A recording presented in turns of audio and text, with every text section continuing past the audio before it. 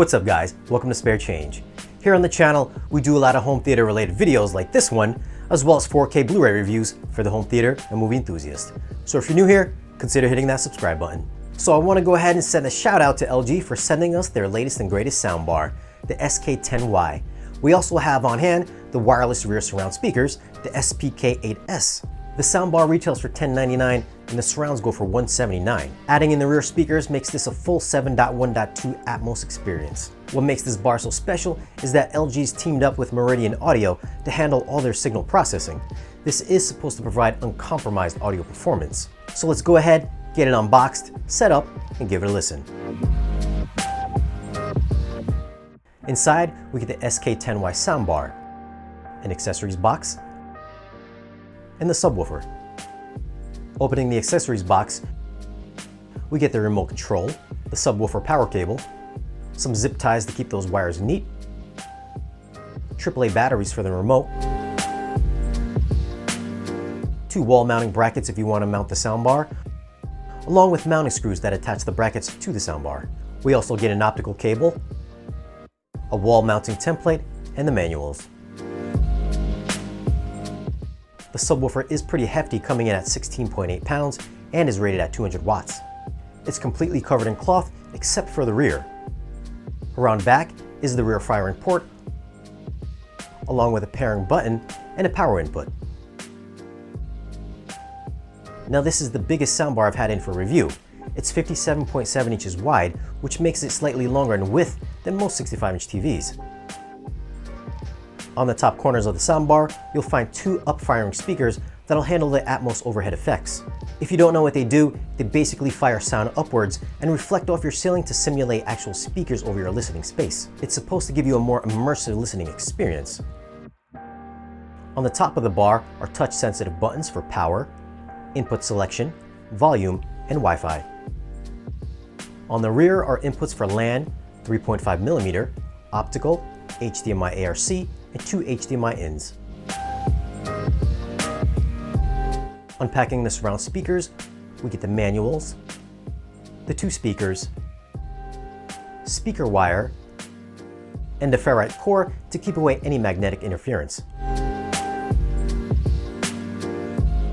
The speakers are rated at 70 watts each and are located behind a metal mesh grille.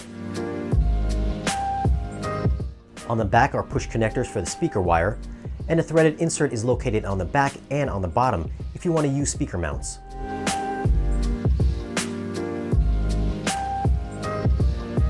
The wireless receiver amplifier provides 140 watts total to each speaker and is fairly small, so it should be able to be hidden fairly easily.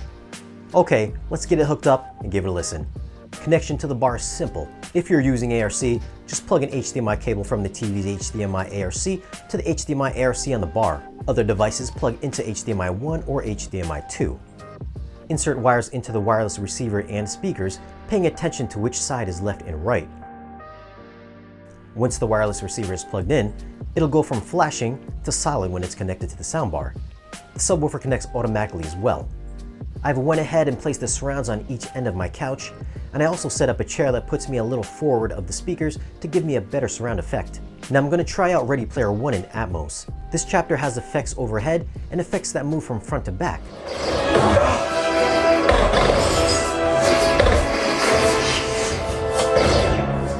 I always in the way. You know what I said? I said I'm in love with you. Now let's pop in A Quiet Place on Vudu. This scene around the 19-minute mark has distinct overhead sounds that happen in the upper left speaker, which moves over to the right.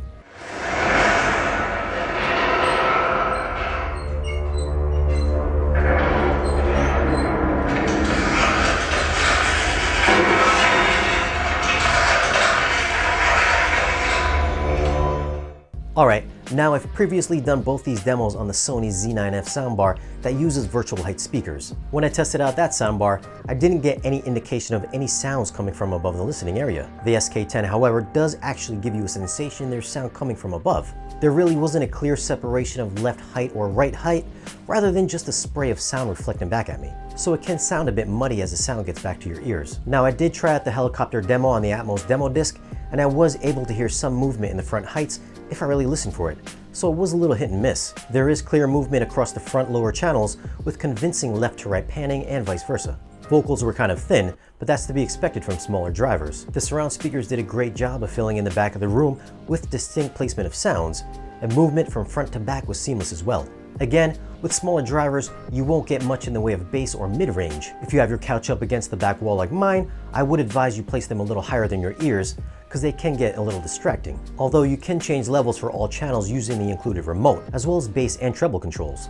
Bass response was potent and offered some room-shaking response, but it isn't what I would call tight or articulate, but rather a bit boomy. This seems to be the trend amongst most soundbar setups. Now, I didn't try any music playback with it, but it does support Wi-Fi streaming by using LG's Wi-Fi speaker app. I did a video on that on the SK9Y video, so I'll just link to that at the end of this video. The bar also does pass through HDR as well as Dolby Vision, so I had no issues there. The only thing I think most people may be hesitant about purchasing this bar would be the lack of DTS-X support. It'll play back normal DTS, but you won't get any overhead sounds.